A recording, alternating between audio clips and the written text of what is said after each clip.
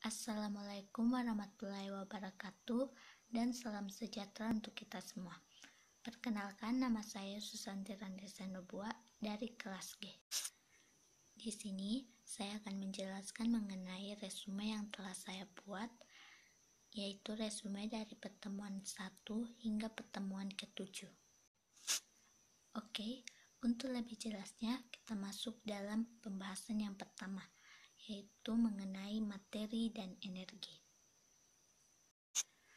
Materi merupakan setiap objek atau bahan yang membutuhkan ruang yang jumlahnya diukur oleh suatu sifat yang disebut massa, di mana materi juga berhubungan dengan hukum kekekalan massa.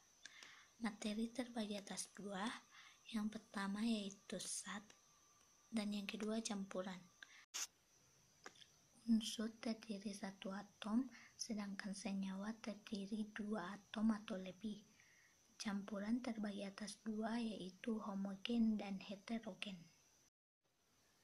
Perubahan materi terbagi atas dua, yang pertama perubahan kimia dan yang kedua perubahan fisika.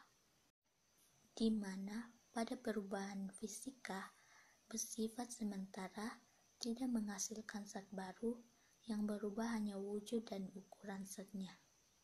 Adapun contoh dari perubahan fisika seperti es menjadi air menjadi uap air, kemudian lilin meleleh dan pelarut garam. Kemudian pada perubahan kimia, dia bersifat permanen, terjadi perubahan suatu susunan zat, menghasilkan zat baru, adanya gelembung gas, endapan, serta perubahan warna dan suhu. Contohnya yaitu kayu atau kertas dibakar akan menjadi abu, besi berkarat, kemudian nasi menjadi basi. Energi merupakan kemampuan untuk melakukan usaha di mana dapat berubah dari suatu bentuk ke bentuk lain. Energi berhubungan dengan hukum kekekalan energi yang menyatakan bahwa energi tidak dapat diciptakan dan tidak dapat dimusnahkan. Energi dapat dibedakan beberapa macam. Yang pertama, energi kinetik. Energi kinetik merupakan energi yang dimiliki suatu materi yang bergerak, di mana rumusnya yaitu EK dikurang 1/2 M kali V. Yang kedua, energi potensial, di mana energi ini dikandung dari suatu materi yang berdasarkan tinggi rendah kedudukannya.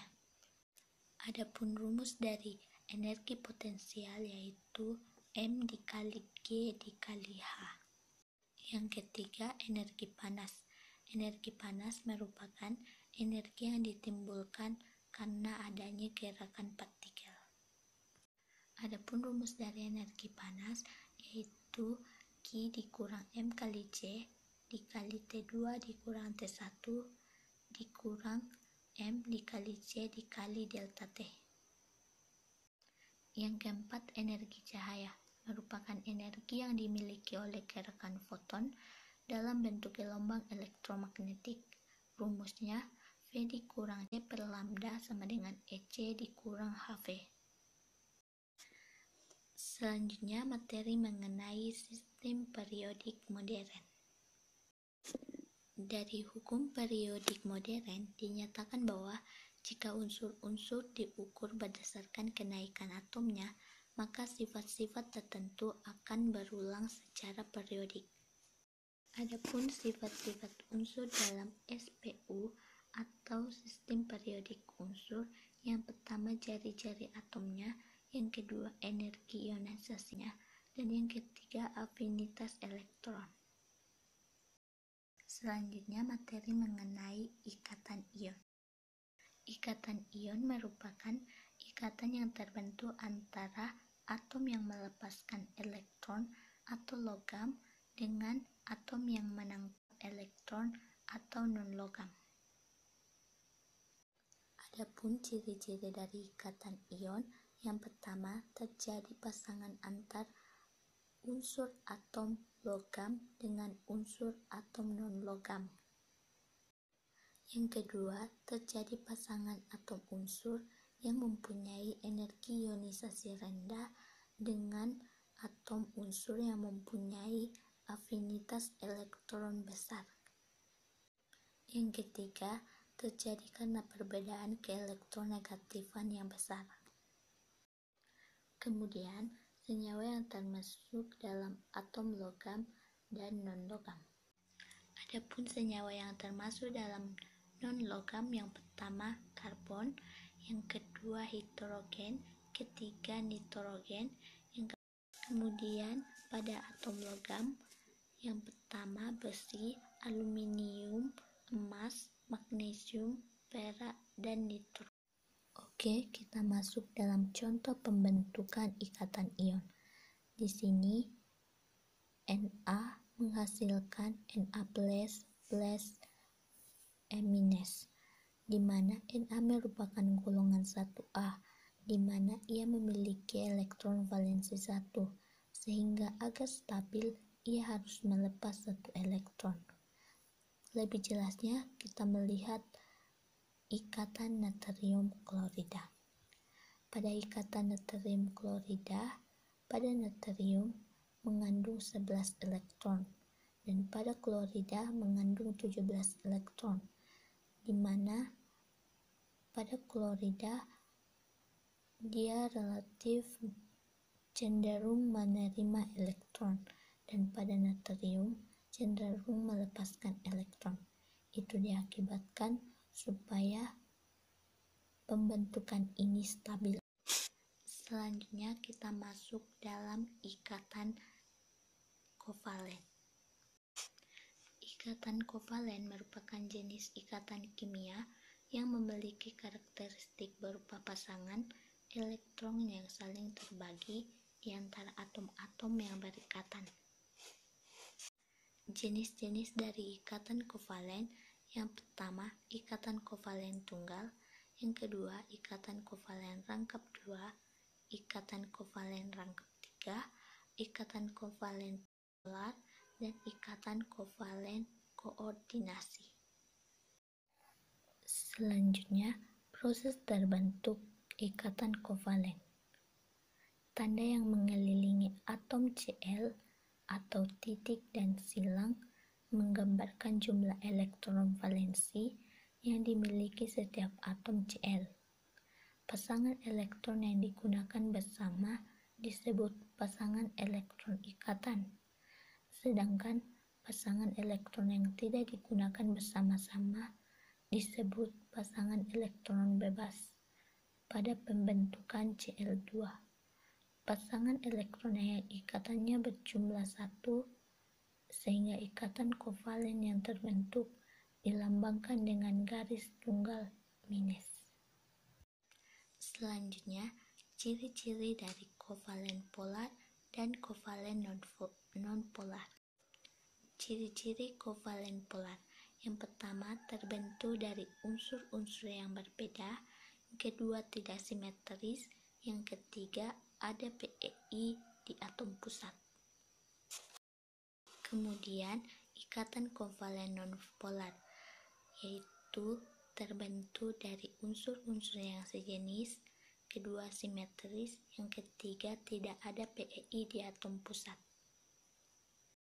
Selanjutnya, ciri-ciri senyawa kovalen polar dan kovalen non-polar.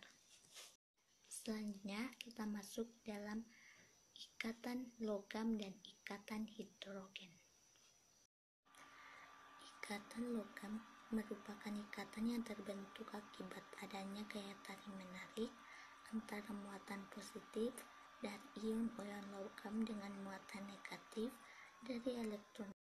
Ciri-ciri ikatan ini: yang pertama, seperti bola pingpong yang tergel rapat satu sama lain; yang kedua, mempunyai sedikit elektron valensi sehingga sangat mudah untuk dilepaskan; yang ketiga, mobilitas elektron dalam logam sedemikian bebas. Klasifikasi ikatan logam: yang pertama, ikatan logam pada unsur transisi; yang kedua, ikatan logam pada unsur golongan utama. Adapun contoh dari ikatan logam, yang pertama ikatan logam natrium dan yang kedua ikatan logam magnesium.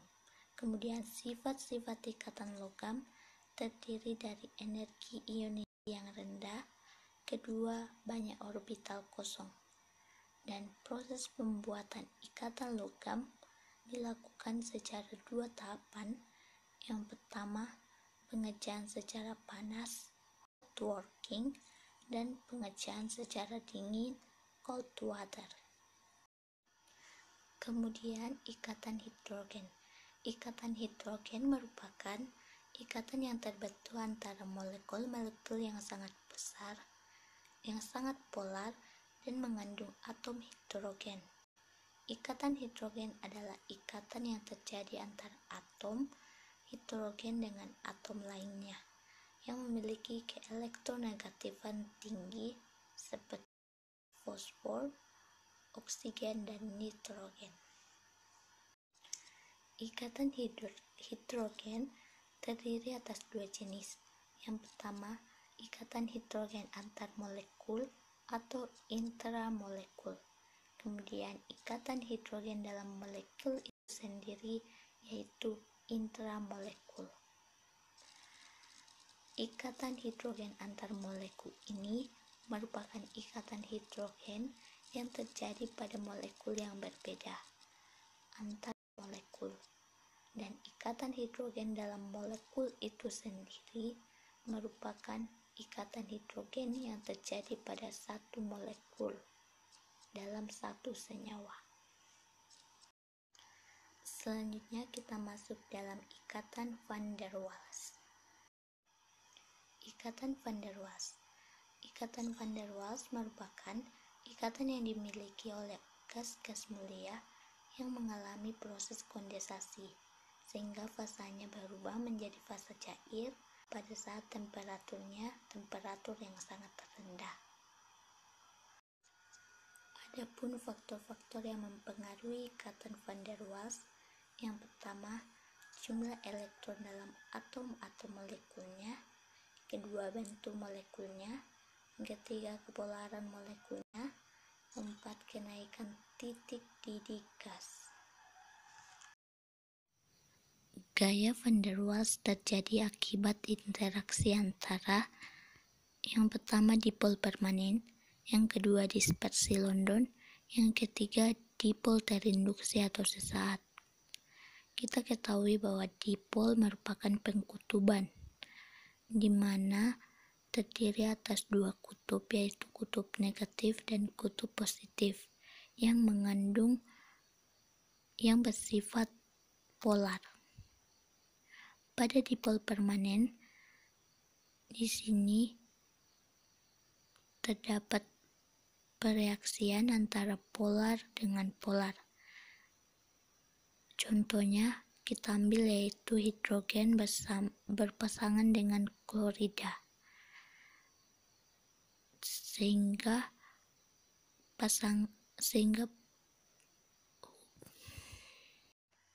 itulah hasil penjelasan saya mengenai materi-materi yang saya rangkum. Sekian dan terima kasih. Jika terdapat kesalahan, saya mohon maaf.